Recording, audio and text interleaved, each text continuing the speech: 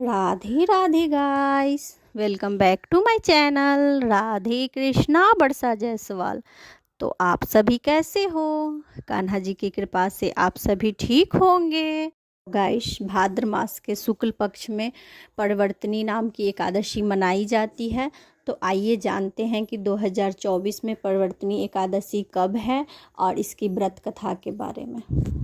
नवंबर माह में परवर्तनी एकादशी कब है? भाद्रपद मास के शुक्ल पक्ष में पड़ने वाली एकादशी को परवर्तनी एकादशी कहा जाता है। परवर्तनी एकादशी को वामन एकादशी के नाम से भी जाना जाता है। इस दिन विष्णु भगवान के वामन अवतार की पूजा की जाती है।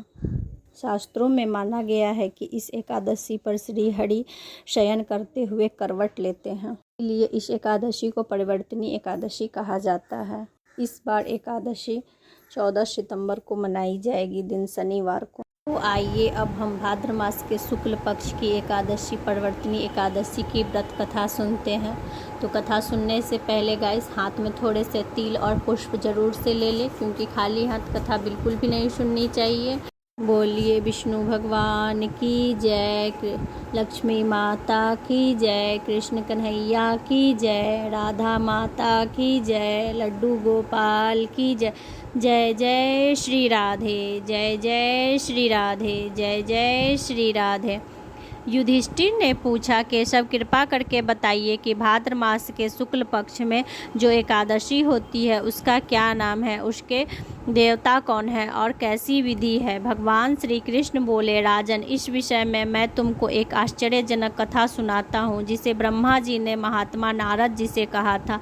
नारद जी ने पूछा, चतुर्मुख आपको नमस्कार है।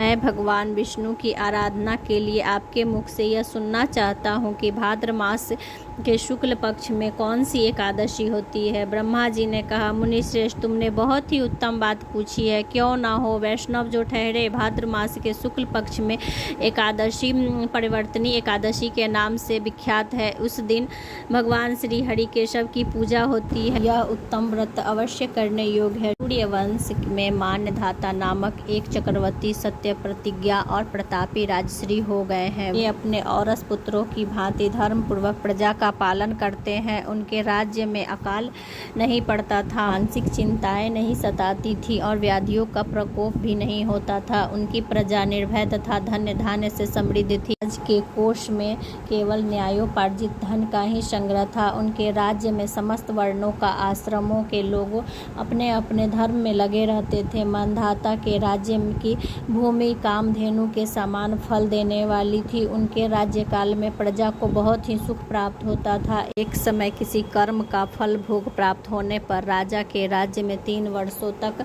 वर्षा नहीं हुई।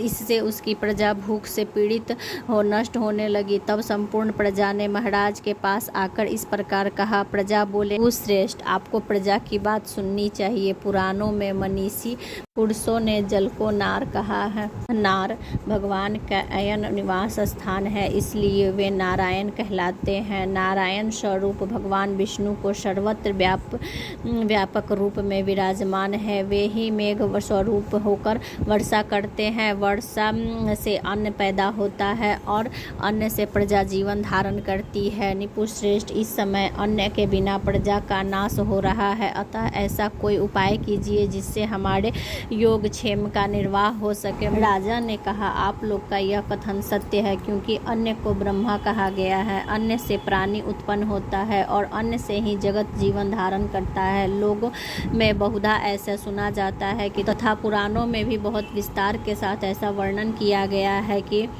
राजाओं के अत्याचार से प्रजा को पीड़ा होती है, किंतु जब मैं बुद्धि से विचार करता हूँ तो मुझे अपना किया हुआ कोई अपराध नहीं दिखाई देता। फिर भी मैं प्रजा का हित करने के लिए संपूर्ण प्रयत्न करूँ। ऐसा निश्चय करके राजा मंधाता इन्हें गिने व्यक्तियों के साथ लेकर विधाता को प्रणाम करके सघन वन की ओर चल दिए। वहाँ जाकर मुख्य मुनियों और तपस्वियों के आश्रम पर घूमते फिरते एक दिन वह ब्रह्मपुत्र अंगिरा ऋषि के दर्शन हुए। उन पर दृष्टि पड़ते ही राजा हर्ष से भर गए और अपने वाहन से उतर पड़े और इंद्रियों को वश में रखते हुए दोनों हाथ जोड़कर उन्होंने मुनि के चरणों में प्रणाम किया। मुनि ने भी स्वास्तिक कहकर राजा का अभिनंदन किया और उसके राज्य के सातों अंगों की कुशलता पूछी। राजा ने अपनी कुशलता बताकर मुनि के स्वास्थ्य का समाचार पूछा। मुनि ने राजा को आसन और अर्घ दिया। ग्रहण करके जब मुनि के समीप बैठे तो मुनि ने राजा से आगमन का कारण पूछा।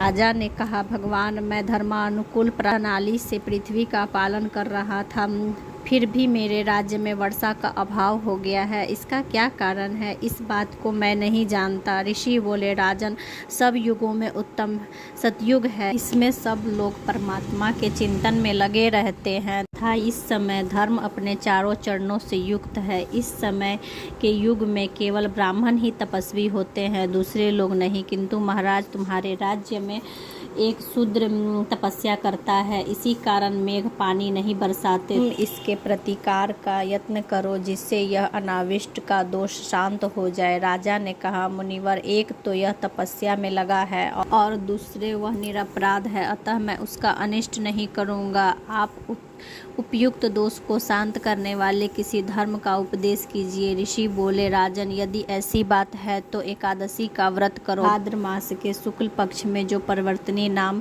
से विख्यात एकादशी होती है, उसके व्रत के प्रभाव से निश्चय ही उत्तम वृष्टि होगी। नरेश, तुम अपनी प्रजा और परिजनों के साथ इसका व्रत करो। ऋषि के ये वचन सुनकर राजा अपने घर लौट आए। उन्होंने चारों वर्णों के समस्त प्रजा के साथ भादो के शुक्ल पक्ष की परिवर्तनी एकादशी का व्रत किया। इस प्रकार व्रत करने पर मेघ पानी बरसाने लगा, पृथ्वी जल से आप्लावित हो गई और हरी भरी खेती से सुशोभित होने लगी। उस व्रत के प्रभाव से सब लोग सुखी हो गए। भगवान श्री कृष्ण कहते हैं, राजन, इस कारण इस उत्तम व्रत का अनुष्ठान अवश्य करना चाहिए।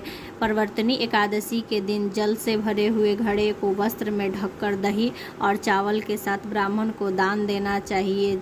साथ ही छाता और जूता भी देना चाहिए। दान करते समय निम्नांकित मंत्रों का उच्चारण करना चाहिए। अर्थात बुधवार और श्रावण नक्षत्र के योग से युक्त द्वादशी के दिन बुध श्रावण नाम धारण करने वाले भगवान गोविंद, आपको नमस्कार है। मेरी पाप राशि का नाश करके आप मुझ पर सब प्रकार से सुख प्रदान करें। आप पुण्य आत्मा जनों को भोग और मोक्ष प्रदान करने वाले तथा सुखदायक हैं। इसके पढ़ने और सुनने से मनुष्य सब पाप से मुक्त हो जाते हैं। बोलो विष्णु भगवान की जय, लक्ष्मी माता की जय, कृष्ण कन्हैया की जय, राधा माता की जय, लड्डू गोपाल की जय। राधे राधे राधे राधे राधे राधे। गाइस, अगर वीडियो थोड़ी सी भी अच्छी लगी हो तो लाइक, शेयर एंड सब्सक्राइब।